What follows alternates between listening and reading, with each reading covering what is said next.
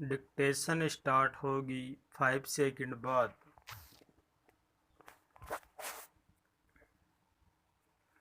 Start. हमारे देश में मिट्टी के बर्तनों और पानी के बीच बड़ा गहरा संबंध रहा है। विराम। लाखों घरों में इन्हीं में भरकर पानी उपयोग के लिए रखा जाता रहा है। विराम।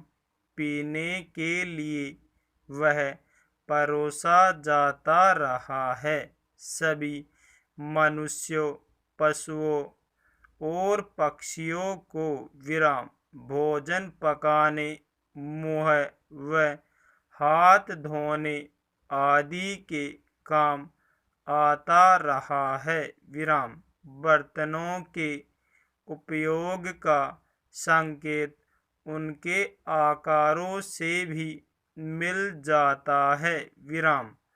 उन्हीं आकारों के अनुरूप बहुतेरे बर्तनों का नामकरण भी हुआ है। विराम। घड़ा, मटका, मटकी, कलश, कलसी, सुराही, कटोरा, कुल्हड़ आदि की याद इस सिलसिले में तत्काल हो जाती है। विराम। इनके समानार्थी या पर्यायवाची शब्दों की कमी भी नहीं रही है। विराम। सो घड़ा, घट, कलश और कुंभ भी है। विराम। पेरा। वस्तुओं के नामों से भाषाएं समृद्ध होती रही है। विराम।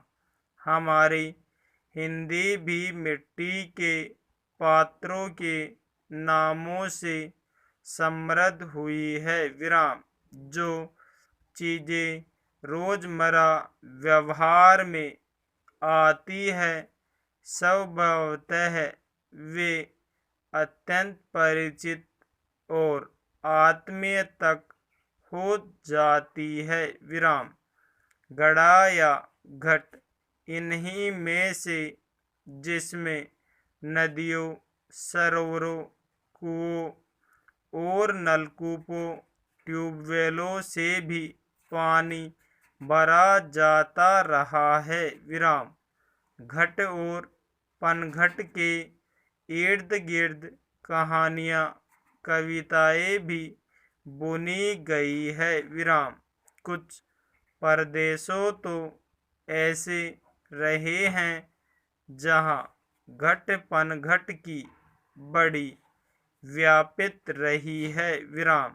यह अनाकरण नहीं है कि रविंद्रनाथ ठाकुर के यहाँ बंगाल का परिदृश्य अक्सर घट पनघट के साथ ही आया है। विराम।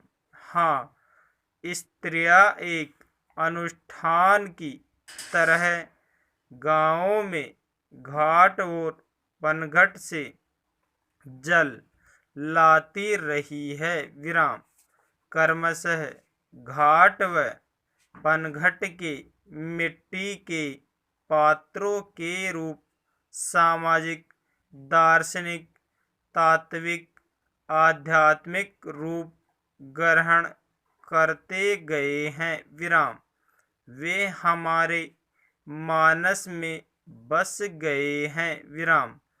घाट व पनघट के यही रूप लोकोक्तियों और मुहावरों में प्रकट हुए हैं। विराम। घाट घाट का पानी पीना इन्हीं में से एक है। विराम। पेरा।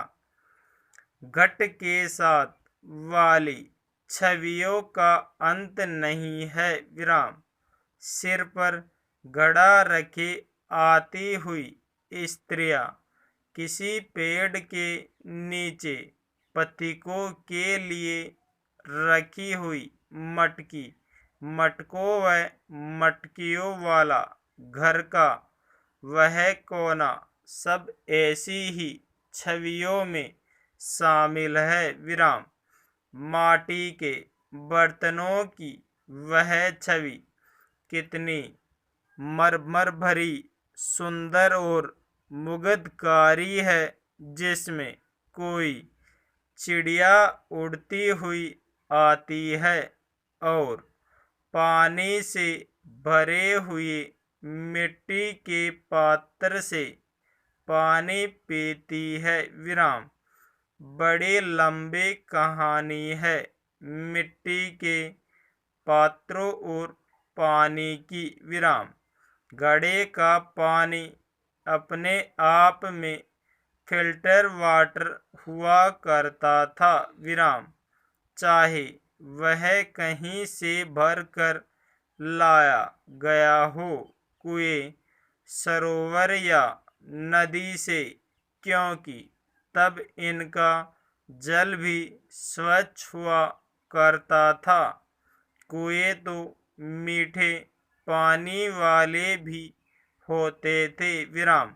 हमारे देश के कुंभकार ने मिट्टी के पात्रों को विभिन्न अंचलों में बड़े सुंदर आकार भी दिए हैं। पूर्ण विराम।